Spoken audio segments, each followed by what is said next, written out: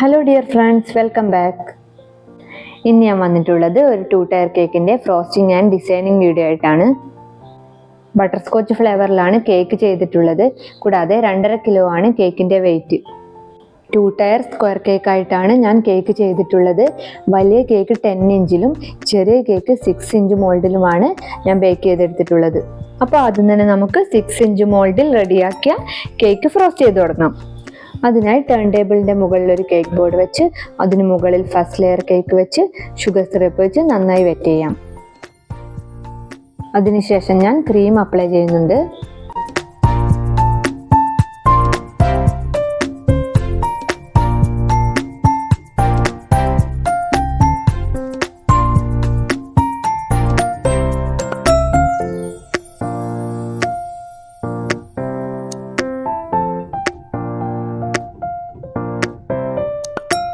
Cream apply ചെയ്ത ശേഷം റെഡിയാക്കി വെച്ചിട്ടുള്ള കാരമൽ സോസ് സ്പ്രെഡ് ചെയ്യാം. കാരമൽ സോസ് റെഡിയാക്കാനായി ഞാനിവിടെ 1.5 കപ്പ് പഞ്ചസാരയും 1.5 കപ്പ് ക്രീമും 4 ടേബിൾ സ്പൂൺ ബട്ടറുമാണ് എടുത്തിട്ടുണ്ടായിരുന്നത്. ഇനി കാരമൽ സോസിന് മുകളിൽ പ്രലൈൻ സ്പ്രെഡ് ചെയ്യാം. പ്രലൈൻ റെഡിയാക്കാനായി 1 കപ്പ് പഞ്ചസാരയും 1 കപ്പ് നട്ട്സും 2 ടേബിൾ സ്പൂൺ ബട്ടറുമാണ് ഞാൻ എടുത്തത്. അതിനുശേഷം രണ്ടാമത്തെ ലെയറും ഇതുപോലെ തന്നെ ചെയ്തെടുക്കാം.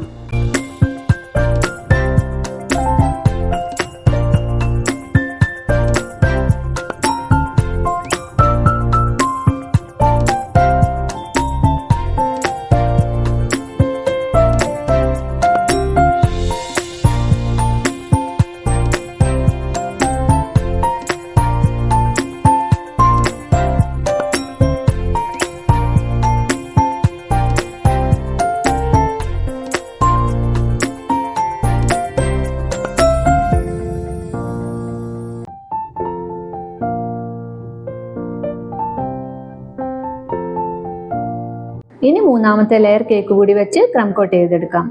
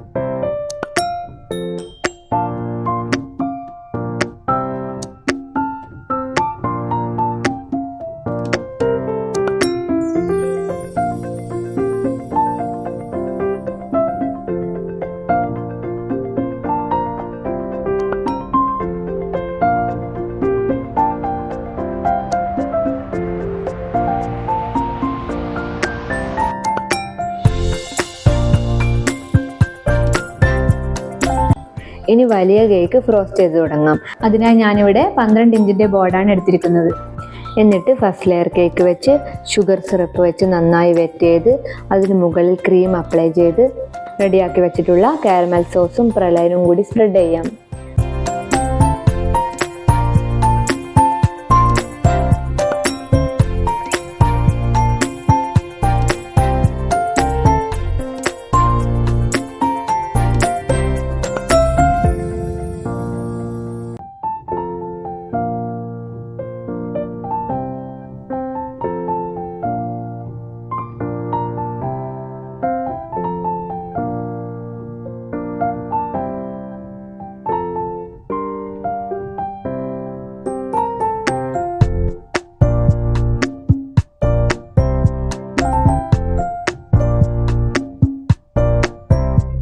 ഇനി സെക്കൻഡ് ലെയറും തേർഡ് ലെയറും നേരത്തെ ചെയ്തതുപോലെ തന്നെ ചെയ്ത് കേക്കിനെ ക്രം കോട്ട് ചെയ്തെടുക്കാം.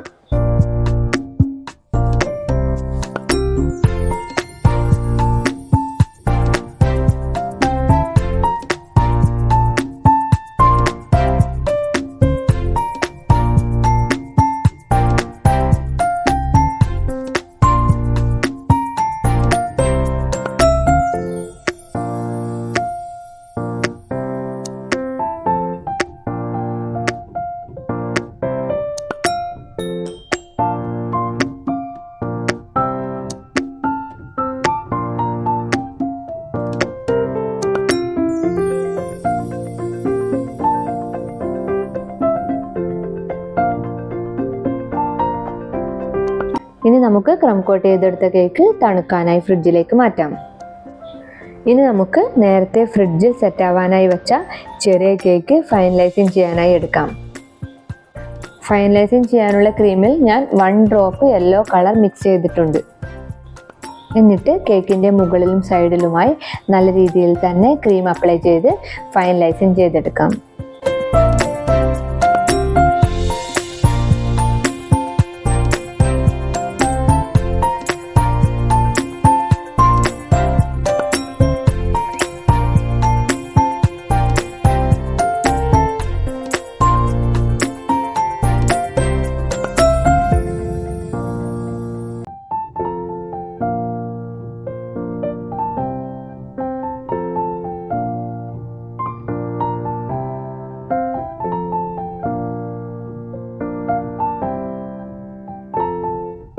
ഇപ്പോൾ കേക്ക് ഇവിടെ ഫൈനലൈസിങ് ചെയ്തെടുത്തിട്ടുണ്ട്. ഇനി ഒരു സ്ക്രാപ്പർ ഉപയോഗിച്ച് കേക്കിൻ്റെ 4 സൈഡിലും ഇതുപോലെ ഡിസൈൻ കൊടുക്കാം. അതിനുശേഷം കേക്ക് തണുക്കാനായി ഫ്രിഡ്ജിലേക്ക് മാറ്റാം. 2 ടയർ കേക്ക് ആയതിനാൽ 2 കേക്കും ഫ്രിഡ്ജിലിരുന്ന് നല്ല രീതിയിൽ സെറ്റ് ആവേണ്ടതുണ്ട്. മിനിമം ഒരു 5 മണിക്കൂറെങ്കിലും കേക്ക് സെറ്റ് ആവാനായി ഫ്രിഡ്ജിലേക്ക് വെക്കണം. അതിനുശേഷമേ കേക്ക് സ്റ്റാക്ക് ചെയ്യാൻ പാടുള്ളൂ. ഇനി വലിയ കേക്കും ഇതുപോലെ തന്നെ ചെയ്തെടുക്കാം.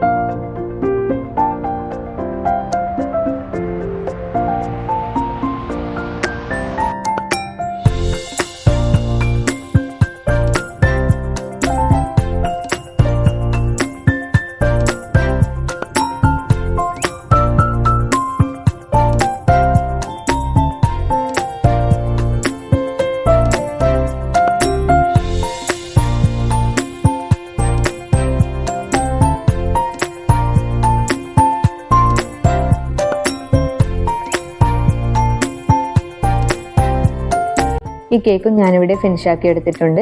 ഇതും തണുക്കാനായി 5-6 മണിക്കൂർ ഫ്രിഡ്ജിലേക്ക് മാറ്റാം.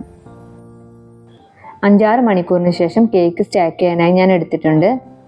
എന്നിട്ട് വലിയ കേക്കിന് മുകളിൽ 4 സ്റ്റിക്ക് ഇറക്കി വെക്കാം. അതിനുശേഷം ചെറിയ കേക്ക് വളരെ ശ്രദ്ധയോടെ എടുത്ത് വലിയ കേക്കിന് മുകളിൽ വയ്ക്കാം.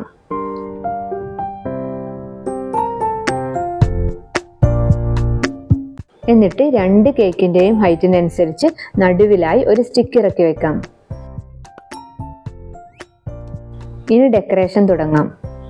അതിനായി ഞാൻ 2 കേക്കിൻ്റെ എല്ലാ ഭാഗത്തും കാരമൽ സോസിൻ്റെ ഡ്രിപ്പിംഗ് ആണ് കൊടുക്കുന്നത്.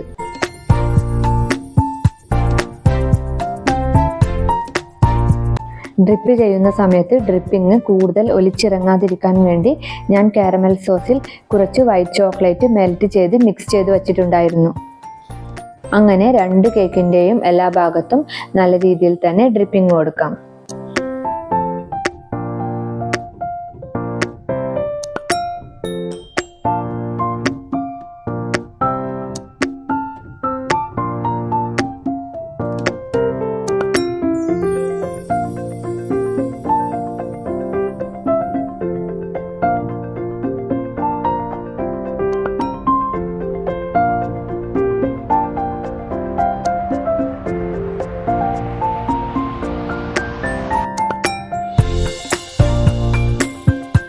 ഇപ്പോൾ ഡ്രിപ്പിംഗ് കംപ്ലീറ്റ് ആയിട്ടുണ്ട്. ഇനി നമുക്ക് നോസിൽ ഉപയോഗിച്ച് കേക്കിൻ്റെ സൈഡിലെല്ലാം ഡിസൈൻ കൊടുക്കാം. അതിനായി ഞാൻ സ്റ്റാർ നോസിലാണ് ഉപയോഗിച്ചിട്ടുള്ളത്.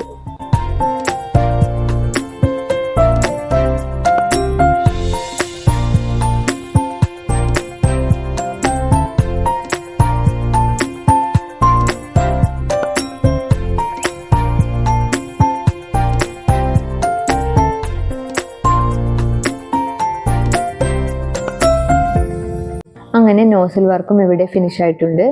ഇനി കേക്കിന് മുകളിൽ റൈറ്റിങ്സ് വയ്ക്കാം.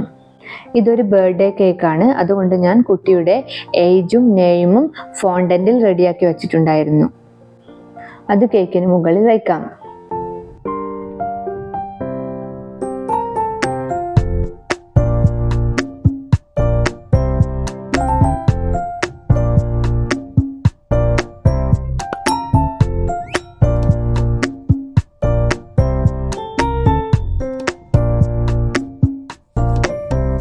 അതിനുശേഷം കേക്കിൽ കുറച്ച് ഷുഗർ ബോൾസ് ഇട്ട് കൊടുക്കുന്നുണ്ട്. എന്നിട്ട് ഹാപ്പി ബർത്ത്ഡേയുടെ ഒരു ടോപ്പർ കൂടി വയ്ക്കുന്നുണ്ട്. ഇതോടെ കേക്കിൻ്റെ വർക്ക് ഇവിടെ ഫിനിഷ് ആയിട്ടുണ്ട്. ഇതാണ് കേക്കിൻ്റെ ഫൈനൽ ലുക്ക്. അപ്പോൾ വീഡിയോ എല്ലാവർക്കും ഇഷ്ടമായാൽ ലൈക്ക് ചെയ്യാനും എൻ്റെ ചാനൽ സബ്സ്ക്രൈബ് ചെയ്യാനും മറക്കരുത്. Thanks for watching.